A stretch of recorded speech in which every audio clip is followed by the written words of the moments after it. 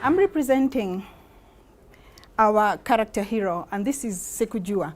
And Sikujua from Tanzania, and she's actually representing millions of smallholder farmers actually in East Africa. As we know, 65% of the smallholder farmers across Africa are actually women. 80% of food that is actually coming to the table is from Sikujua and other women. Even with all that, the efforts that Sikujua and other women are actually putting on the fields, still their situation is not improving. They're still operating in actually with very narrow margins. They cannot connect to all the necessary, resources.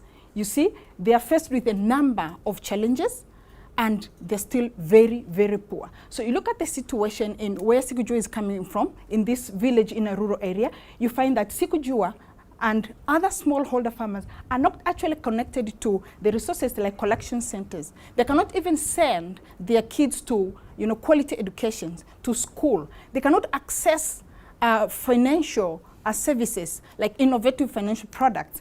They cannot even connect very well to markets. They don't have information, or they're not connected to useful or user-friendly information systems so that they know what is happening in the chain.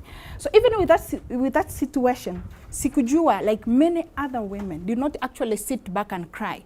As we all know, in front of any successful man, there is a woman.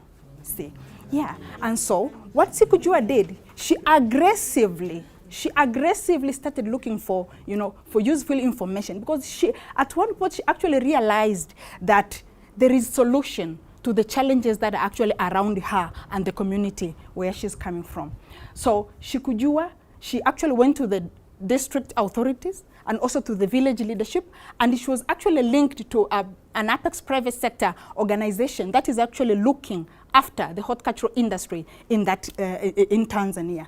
So she was connected to that organization. And you know what happened? She managed to actually get the mobile number of the CEO of that Apex body in Tanzania. And she called the lady. Sikujua, despite the challenges that she was going through, Sikujua is still very confident. And right at the back of her mind, she knew that there are actually solutions to the problem somewhere. So she called the association. And the association sent the technical department, the technical team, to actually analyze what was actually the situation in that particular area where Sikujua is coming from. So after the analysis, so the association decided to actually come up with the package on how best they can actually transform the condition of the farmers in that area, given the potential of the area that the Sikujua was working in. So these are actually the innovations that the association, the Apex body, came up with or introduced to actually transform the lives of the Sikujuas and other farmers across that particular region. So they mobilized, the association managed to mobilize resources from the government of Tanzania and development partners to introduce the collection centers and build the capacity of the farmers so that they can be able to actually own the collection center and make the collection center operational. They not only build the collection center and leave it there, but also they attached other support services to the collection center. So it is actually a one-stop shop to actually provide useful information and technical support services to farmers. So mobile SMS. So the organization linked farmers in that particular area with information technology so they can actually be receiving market information and other agronomic tips in a useful and efficient manner. Not only that, but smallholder farmers, where Sikujua is coming from, was actually built the capacity to actually invest their own money into what we call Vikoba, village and community banks, so that they can also be using the little money to actually do other businesses. And that is how Sikujua and the rest of the farmers in that community was actually able to attain what we call food and nutrition security in that particular area. But again, the collection centers were actually attached to technical capacity services. the farmer organization, the apex body, was actually able to mobilize partnership with the local government authorities, building public-private extension support services so that Sikujua could actually be helped to improve the yields and, in a way to build critical mass of production so that they can actually make proper use of the collection centers. So what are we learning? We're actually learning that we have all that it takes to transform the lives of Sikujuas in the areas.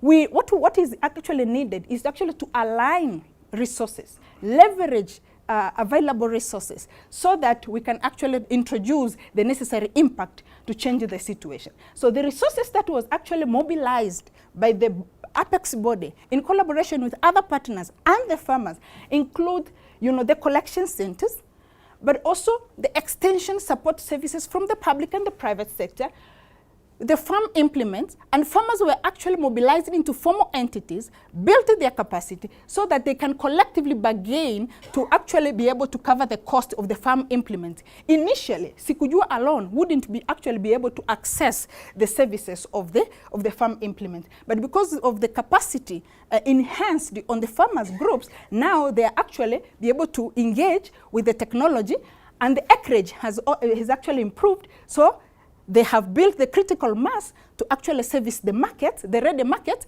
that have been actually available for them. So the practical training center is actually a one-stop shop providing practical services to farmers so that they can produce, but also they can get their quality produce to the market in a timely manner. So who are the partners and what are the actions? See, Sikujua, he's actually a born leader, but initially he could not actually demonstrate her leadership skills. He was actually working with other farmers, but the farmers were actually operating in informal entities. But look here, after the capacity building, farmers are now actually operating in what we call in a formal manner. They actually in a formal entities. The groups are mobilized. They can access resources. Farmers can actually come together and talk issues. Farmers can actually build the critical mass when it comes to production. They can even collectively bargain for better prices from the traders who have been linked to them or buyers who have been linked to them by the partners. So Sikujua is actually now heading. She's actually the leader of that group in that village. And again, Sikujua is actually representing the farmers from that community on the board of directors of that apex body from the Tanzania horticultural industry. So collective bargaining for resources, but also collective bargaining for prices. Again, they are able to actually air their views to the government through the leadership of Sikujua and the apex body for policy change. So enabling environment is actually truly enabling to actually facilitate the development of the value chains that Sikujua is actually working on.